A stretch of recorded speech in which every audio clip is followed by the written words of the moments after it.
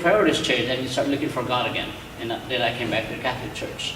So that's kind of how families, evolve. You kind of get closer, you separate, you come closer. But you always, if you stay with your roots and stay with your spiritual background, then you always come back to what is right.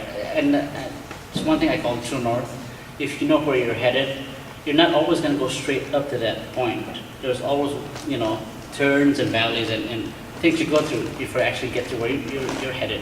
But if you have that true north and you have an idea of where you're going, the things are going to derail you one way or the other. But if you always keep the true north in front of you, then you'll be fine. And so, other than television, our life is too fast nowadays. Back then, you had one dad working and everything was kind of cool. Mom stayed home and cooked. Nowadays, everybody has to. I heard in the Bay Area, the cost of living is really kind of high. So sometimes you may have to have two parents working. And the effects of having two parents that are working, especially if they work off shift, so maybe your dad's working day shift and your mom's working swing shift, they only see your parent, only one or the other. And especially if you're growing up as a elementary, you don't get that family closeness. You only see one or the other. And that affects you. It may not seem like, I'm fine, mom's there, dad's here. But that affects you in the long term because you don't see that, loving relationship between your mom and dad. So as you grow up, maybe you're thinking, well, that's the way it is. I don't have to see my wife, I'll just see her like a couple hours as before she goes to work or after she comes home. So that tears down the family structure. So it's good to have both family, materialism is also a big thing. And I'm trying to have my wife stay home, so I'm working really hard to try to get her so that she stays home with our child. And the reason I firmly believe in that is that when you have a child and their mom is at home and you transfer your values towards them, whereas if you have your child in the daycare, what kind of values are they learning? Are they learning from the person taking care of them? Or are they learning from the other kids? And I noticed kids always follow the other kids.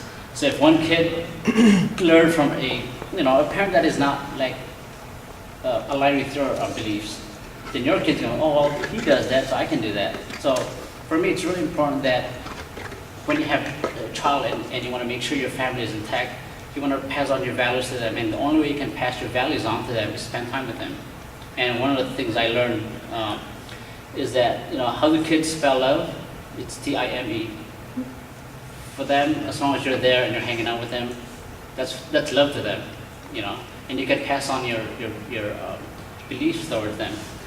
So that's one of the other things. So you've got your media, your surroundings, and then the economy. Both parents are working, and so you don't have that closeness. Like when I was growing up, mom and dad always made sure we kind of ate together. I didn't like the foods of them, and we just kind of like, well, okay, fine, I'll cook my own. But my dad always wanted to make sure that we ate dinner together. So right now, we try to do that. Like I can't say it's working out really well, but we try to eat together as a family. So that's one thing that is affecting us. And one of the other things is like with the growing movement of the LGBT, it for me, you can do whatever you want, but as a family unit, I don't think that works because I always think about it like if my son goes to school and he sees other children, how come he's got two dads? How does that work? I would struggle trying to explain it to him. Physically it doesn't work, so I'm going to tell him, our belief system is a family is mom, dad, and children.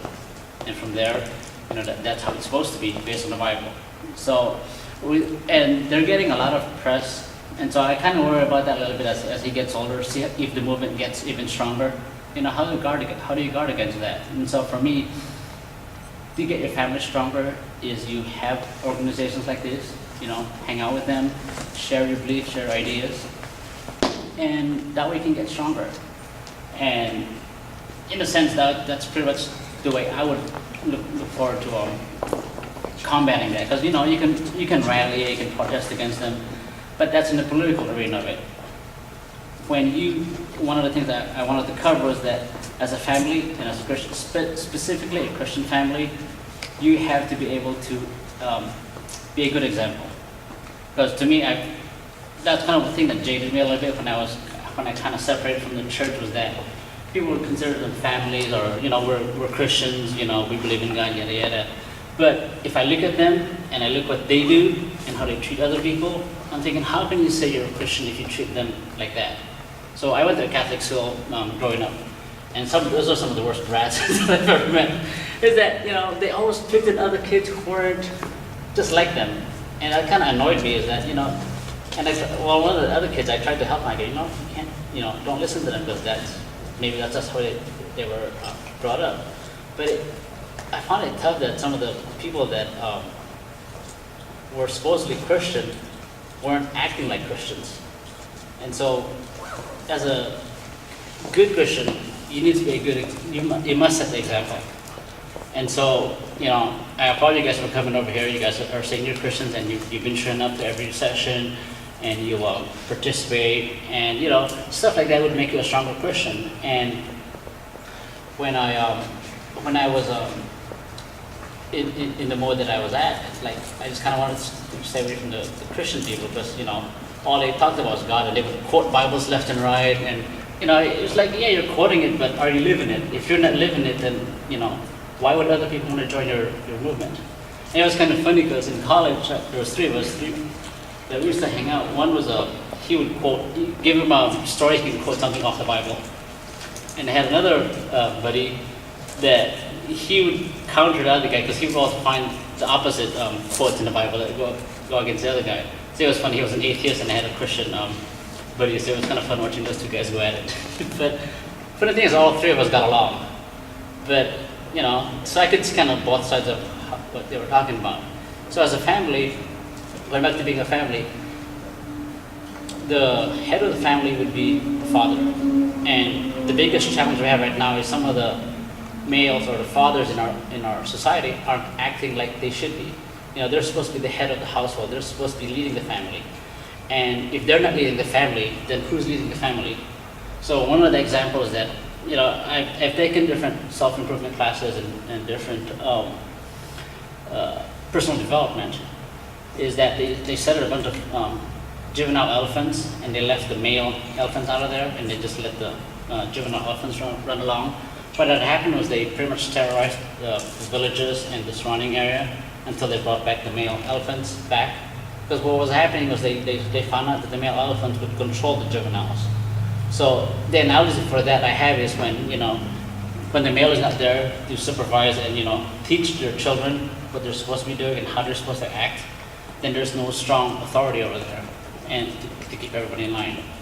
So in a sense, how do we as since most of us are guys over here, how do we as men become more into being good leaders and good fathers, right? So to start, go to church, ask God's blessing, and ask for His guidance, And the other thing also is find somebody who you admire, who's active in the church, who's active with their family. If you're walking around and you see like a guy in their family, and you notice that he takes care of his kids and his wife, maybe that's something a person you want to get to know. Find good examples that you can kind of model yourself after, and the church would be a good place to start, provided they follow the Christian rules like I mentioned before. So now that we know that what a basic family unit is and what its purpose is, and we've seen the different ways it's getting attacked and how it's getting destroyed. So the next step is, okay, what can we do? And I kind of started touching on that. So how can we make sure our family unit doesn't disintegrate? I'll look on this side that way. The answer.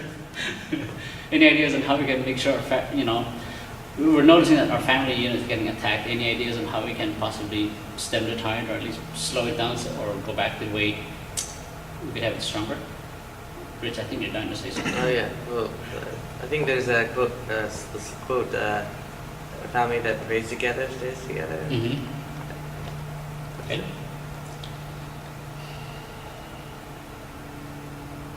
I didn't even want to say something. Go ahead, Chris.